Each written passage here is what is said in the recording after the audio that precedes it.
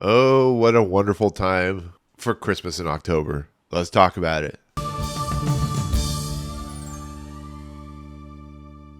What's going on, everyone? Welcome to Movie Emporium's movie review of It's a Wonderful Knife, the newest film from director Tyler Macintyre. So, It's a Wonderful Knife is It's a Wonderful Life type film, or it takes a spin on It's a Wonderful Life, and is the story of a young woman who, in essence, kills the killer. The killer is called the Angel, and we find out it's this particular individual, and she learns a year later that she doesn't feel loved. She doesn't feel like nobody cares about her.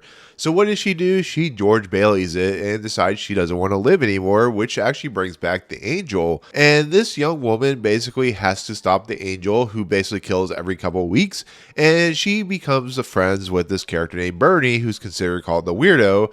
And It's a Wonderful Life if it were a stabbing, killing type of film during Christmas. So, of course, this was a film that premiered at the Regal Mystery movie thing that they do every so often. It was a film that everybody kind of predicted it was going to be. It was either going to be that or Thanksgiving. And at least from the trailers, it looked fun. It didn't look like it was going to be very good, but I mean, it was one of those things where I wasn't unhappy to watch this film. But the idea of taking like It's a Wonderful Life and throwing a slasher thing into it is nothing new because they've been kind of doing that for a while now. It is what it is. Once again, this is a film that has Justin Long and Joe McHale in it. It's not like what I would call the most top tier of films, and I was interested, so I went in. I watched it. It's only 90 minutes long, and so for my honest review of this movie, it's perfectly fine. It's an entertaining film. It's not great. It's definitely a film for Shudder. It's a film that doesn't rely on the script that isn't very good. It's just a film that you just have fun for 90 minutes. It's a film where everybody is on board with what they're doing. They know it's a B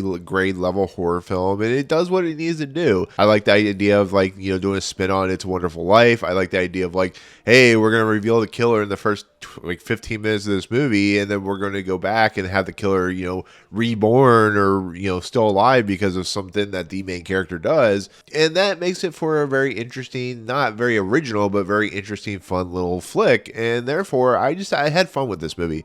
I never was bored. It's only 90 minutes. It has some really fun kills. It has a really interesting, fun, main bad guy. It's a movie where, people are people and they accept this reality, and she can't accept this reality. And, it's also about the idea of, what really matters and what's most important and who really matters in your life. And that's always a good message and everything. And it's done in a horror film, and it's from the writer of Freaky. So, I mean, it's what those types of films are, where you're not going to get the best films in the world, but you're just going to have fun while doing it. It seemed like everybody in the theater was having fun. Nobody was really upset by this film. But once again, it's a film where the acting isn't great.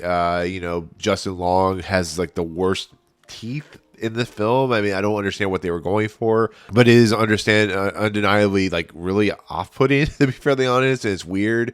But Justin Long is an actor that does and goes for it, and I can't hate on him for that.